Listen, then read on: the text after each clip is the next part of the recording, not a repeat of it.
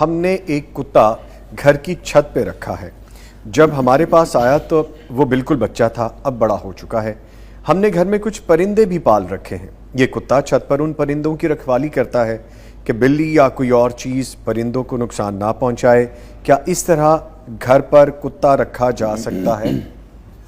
نبی رحمت صلی اللہ علیہ وسلم نے کتا پالنے, شوقیہ پالنے سے تو سختی سے منع کیا ہے. فرمایا من اقتنى قلبا, جس شخص نے بھی کتا پالا اپنے پاس رکھا, ناقص من اجرہ کل یوم قراتان, ہر روز اس کی نیکیوں میں سے 2 قرات کم ہو جاتے ہیں. اور ایک قرات احد پہاڑ جتنا ہے, اور احد پہاڑ 5 کلومیٹر طویل ہے, 1076 فٹ اونچا ہے. اتنا بڑا اجر اس کے انعامہ مال سے ہر روز کم ہوتا ہے جو شوقیہ کتا پالتے ہیں. البتہ آپ نے اجازت دی کھیتی کی حفاظت کے لیے اور جانوروں کی حفاظت کے لیے کتا رکھا جا سکتا ہے. جیسے اس سوال میں ہے کہ انہوں نے قیمتی پرندے پالے ہوئے ہیں تو بلی کا حملہ بھی ہو سکتا ہے اور چوری بھی ہو سکتی ہے, تو ان کی حفاظت کے لیے اگر چھت کے اوپر رکھا ہوا ہے تو کوئی حرج نہیں. اس کا کھانا پینا اوپر ہے, وہ نیچے گھر کے اندر نہیں آتا, تو پھر جائز ہے, رکھا جا سکتا ہے. اور گھر کے اندر اگر آئے گا تو یہ بہت بڑی بد نصیبی ہوگی. نبی کریم صلی اللہ علیہ وسلم فرماتے ہیں لا تدخل الملائکۃ بیتا فیہ کلب ولا تصاویر, جس گھر کے اندر جاندار چیزوں کی پینٹنگ کی صورت میں تصویریں بنی ہوں یا تصویریں لٹکائی گئی ہوں یا اس میں کتا رہ رہا ہو, وہاں رحمت کے فرشتے نہیں آتے. اچھا بڑی صاحب, اس میں کچھ کویسچنز میرے بھی ہیں, تھوڑا وقت زیادہ ہو جائے گا لیکن یہ کیونکہ اس سے ریلیٹ کر رہا ہے تو بہتر ہو جائے گا.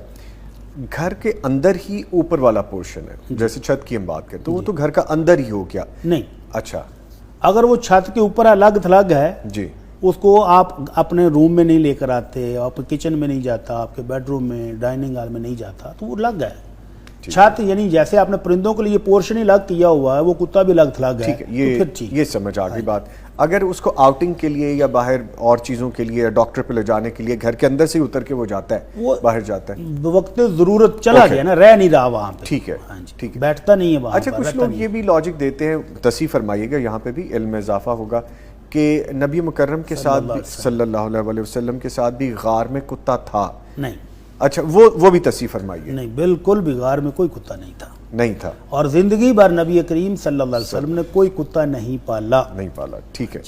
اچھا اب جس طرح مجھے بہت شوق ہے, میں نے امپورٹ بھی کیے, میں نے بریڈنگ بھی کروائی, میں اپنی نالج کے لیے, اور مجھ جیسے بہت سے لوگ ہوں گے میرے اس سوال سے ان کو بھی جواب مل جائے گا, میں نے بہت زیادہ ایکسپینسو بریڈز بھی رکھی ہیں اور سارا کچھ میں نے کیا. ایون کہ پاکستان بھر میں جو شوز ہوتے تھے ان میں پارٹیسپیٹ بھی کیا, بیسٹ ہینڈلر بھی رہا, یعنی بہت زیادہ.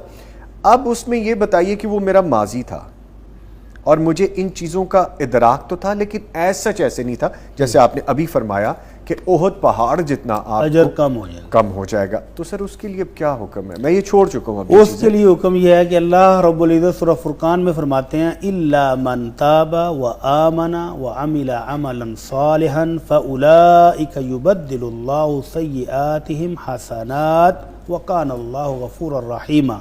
جو بندہ توبہ کر لے, ایمان لے آئے, اب نیکیاں شروع کر دے, تو اللہ پچھلی غلطیوں اور گناہوں کو بھی نیکیوں میں بدل کر عطا فرما دیتا ہے, اور وہ اللہ بہت بخشنے والا, بہت رحم کرنے والا ہے. بے شک. تو وہ نیکی, وہ گناہ, وہ غلطی جس کو ہم چھوڑ دیں اور دوبارہ مڑ کے دیکھیں بھی نہ, اللہ سے توبہ کر لیے تو انشاءاللہ وہ نیکی بن جائے گی انشاءاللہ. اور سر جو ہمارے دوست, ہمارے بھائی, بڑے پیارے پیارے اپنے جاننے والے قریبی لوگ ہوتے ہیں, بڑے, کیونکہ یہ بزنس بھی آپ کو پتہ ہے, اینیملز کا بزنس ہے, وائلڈ لائف کا بزنس ہے, پرندوں کا بزنس ہے, تو جو بزنس کر رہے ہیں اس کا, جو کاروبار کر رہے ہیں اس کا, بیچنا اور خریدنا بھی منع ہے.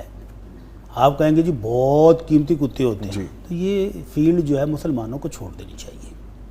مسلمانوں کو حکم یہ ہے کہ وہ نہ کتا بیچیں گے نہ خریدیں گے, اس کی قیمت ہی حرام ہے. وہ اماؤنٹ, وہ رسک, لینے والا بھی اور دینے والا دونوں کے لیے حرام ہے.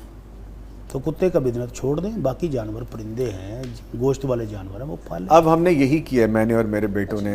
جی پلیز, میں وہی عرض کرنے لگا. آپ کچھ پوچھنا چاہ رہے ہیں, آپ کہہ لیجیے. بلی کو پالنا بھی جائز ہے, رکھنا بھی جائز ہے, لیکن کاروبار اس کا بھی نہیں. میں آپ سے گزارش کروں, اب جیسے ہم پرندوں پہ ڈائیورٹ ہو گئے, ٹھیک ہے, ہم نے پرندے بہت اچھے رکھ لیے, ان کے ساتھ دل لگایا. اب ہمارا یہ ہو رہا ہے کہ گھر میں ایک پیئر آف کیٹس بہت اچھے, بہت یونیک, بڑے اچھی بریڈ کے وہ رکھ لیں, اس کی اجازت ہے؟ بلیاں ہم رکھ سکتے ہیں. بلی کا تو یہ ہے, حضرت ابو قتادہ رضی اللہ تعالیٰ عنہ وضو کر رہے تھے، جی ان کی بہو ان کو وضو کروا رہی تھی تو بلی آ گئی، تو انہوں نے وہ برتن بہو سے لے کر رکھ دیا اور بلی نے تسلی سے پیا اور پی کر چلی گئی، اور باقی پانی سے انہوں نے وضو مکمل کر لیا اسی پانی سے؟ اسی پانی سے۔ تو بہو اللہ نے اکبر۔ سوالیہ نظروں سے دیکھا اچھا کہ ابو جی یہ کیا کر ڈالا ہے، جی تو ابو جی نے وضاحت کی کہ نبی رحمت صلی اللہ علیہ وسلم نے فرمایا کہ بلی نجس نہیں ہے، بلی تو تمہارے گھر میں رہنے والے افراد کی طرح ایک گھر کا فرد ہے، ٹھیک ہے۔